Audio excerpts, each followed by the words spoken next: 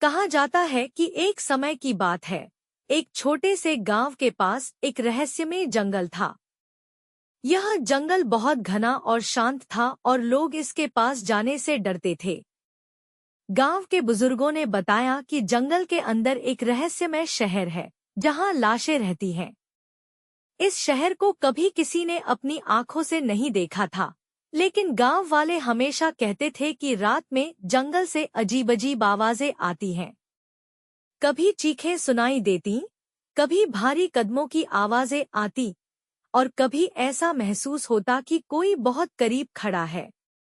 एक दिन गांव के एक युवक फ्राज ने, जो बहुत साहसी और जिज्ञासु था, इस रहस्यमय शहर का रहस्य जानने का फैसला किया। गांव वालों ने उसे रोकने की बहुत कोशिश की, लेकिन उसका इरादा मजबूत था।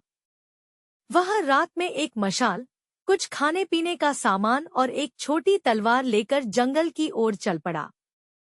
जैसे ही वह जंगल में दाखिल हुआ, उसे एक अजीब सी ठंड का एहसास हुआ। पेड़ों की शाखाएं अजीब कोणों पर झुकी हुई थी और हर जगह गहरा सन्नाटा छाया हुआ था। जैसे ही वह आगे बढ़ा, अचानक उसकी नजर टूटी-फूटी इमारतों पर पड़ी। इमारतें पुरानी और जीर्ण-शीर्ण अवस्था में थी, लेकिन उनके बीच में एक बड़ी, चमकती हुई रोशनी थी। फ्राज धीरे-धीरे रोशनी की ओर बढ़ा। जैसे ही वह नजदीक पहुंचा, उसने देखा कि वह रोशनी किसी दीपक की नहीं, बल्कि लाशों के बीच हो रहे एक अजीब समारोह की थी। सभी लाशें एक घेरे में इकट्ठी होकर एक दूसरे से अजीब भाषा में बात कर रही थी। उनके चेहरे बदसूरत थे और उनकी आंखें लाल थीं। फ्राज ने सोचा कि अगर वह ज्यादा करीब गया तो ज़ॉम्बी उसे देख लेंगे। लेकिन अचानक उसका पैर एक सूखे पत्ते पर पड़ा और आवाज लाश के कानों तक पहुंची। सभी लाशें एक साथ घूमीं और फ्राज की ओर देखने लगी। फ्राज ने अपनी तलवार खींच ली, लेकिन लाशें बहुत अधिक थीं। वे उसकी ओर बढ़ने लगे।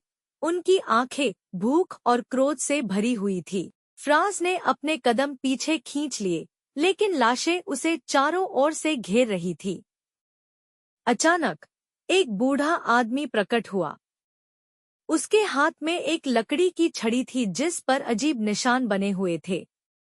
बूढ़े आदमी ने ऊंची आवाज में लाशों से कुछ कहा और वे सब रुक गए। बूढ़े आदमी ने फ्राज से कहा, यह शहर नष्ट हो गया था और इन लोगों को जीवित रहने के लिए यह रूप लेना पड़ा। तुम यहाँ जीवित नहीं लौट सकते, लेकिन अगर तुम वादा करते हो कि तुम गांव वालों को हमारा रहस्य नहीं बताओगे, तो मैं तुम्हें जाने दूंगा। तुम जाओ। फ्राज ने वादा किया और बूढ़े आदमी ने लाश को पीछे हटने का संकेत दिया। फ्राज जल्दी से वहां से निकलकर गांव की ओर भागा। जब वह गांव पहुंचा तो सभी लोग आश्चर्यचकित रह गए। उन्होंने उससे पूछा कि क्या हुआ, लेकिन फ्राज ने अपना वादा निभाते हुए बस इतना कहा कि जंगल में कुछ भी नहीं है और वे सभी सुरक्षित हैं।